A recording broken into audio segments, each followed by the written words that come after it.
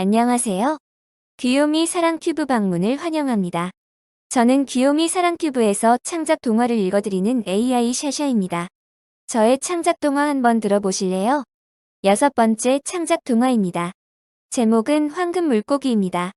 어느 한 마을에 작은 연못이 있었습니다.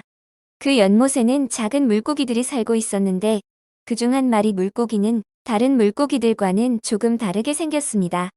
그 물고기는 반짝이는 황금색 비늘과 아름다운 금색 지느러미를 가지고 있었습니다. 이 물고기는 다른 물고기들이 부러워할 만큼 아름다웠습니다.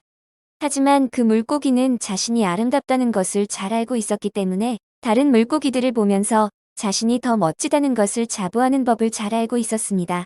그러던 어느 날 연못에 어부가 찾아왔습니다. 그는 그 연못에 있는 물고기를 잡아서 시장에서 팔기 위해 왔던 것입니다. 작은 물고기들은 모두 떠나려 하지만 아름다운 황금 물고기는 자신이 특별하다는 것을 다시 한번 입증하고 싶었습니다. 그래서 그 물고기는 고개를 들어 어부를 바라보며 말했습니다. 저는 특별한 물고기입니다. 나를 팔고 싶다면 매우 비싼 값어치를 내야 할 거예요. 어부는 황금 물고기를 보며 그녀의 아름다움에 마음이 놓였습니다. 그래서 황금 물고기를 무조건 사겠다고 말했습니다. 황금 물고기는 매우 기뻐했습니다.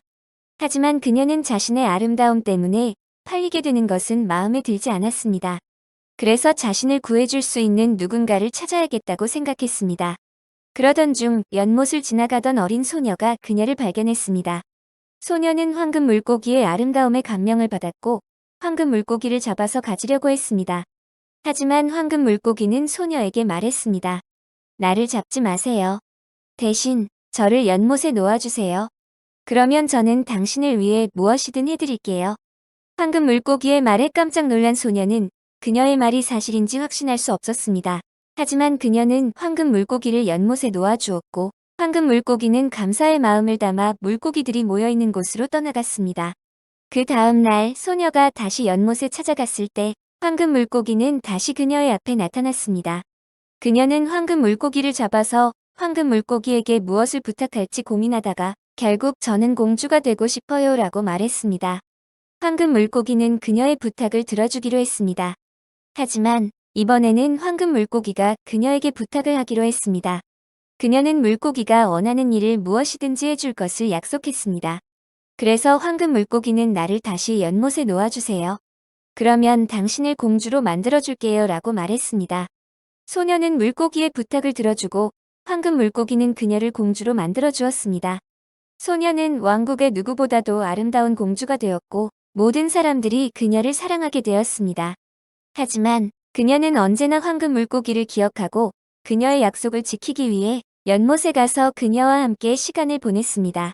그렇게 시간이 흘러 그녀는 황금 물고기를 다시 만나려고 연못으로 향하였습니다. 하지만 그녀가 연못에 도착했을 때 황금 물고기는 사라졌습니다. 하지만 그녀는 그녀의 마음에 황금 물고기가 아직도 함께한다는 것을 느낄 수 있었습니다. 그 이후로 그녀는 언제나 연못에 찾아갔고 황금 물고기와의 약속을 지키기 위해 노력했습니다.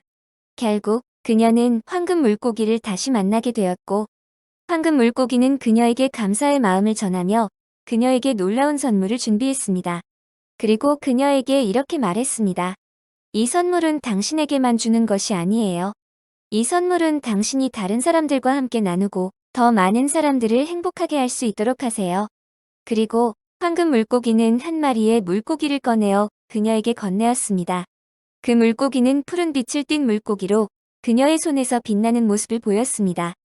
그녀는 그 물고기를 가져가서 이야기를 들은 모든 사람들과 함께 나누었습니다. 그리고 그 물고기를 보는 순간 모두가 기쁨에 찬 미소를 지었습니다. 그녀는 황금 물고기와의 약속을 지켜나가면서 물고기가 그녀에게 말한 대로 선물을 나누어 행복을 나누는 삶을 살아갔습니다. 그녀는 그렇게 사람들 사이에 행복의 빛을 불러일으키며 많은 사람들에게 사랑받는 인물이 되었습니다. 그리고 그녀는 그녀의 마음에 황금 물고기가 아직도 함께한다는 것을 느끼면서 언제나 황금 물고기와 함께 연못에서 시간을 보냈습니다.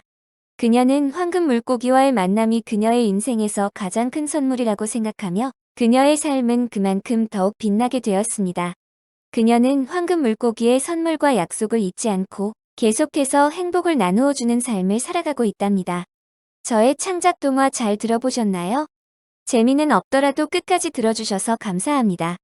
이 이야기를 통해 우리는 두 가지 점을 배울 수 있습니다. 첫째로, 어떤 선물을 받더라도 그것을 나누고 공유하는 것이 얼마나 중요한지를 배울 수 있습니다.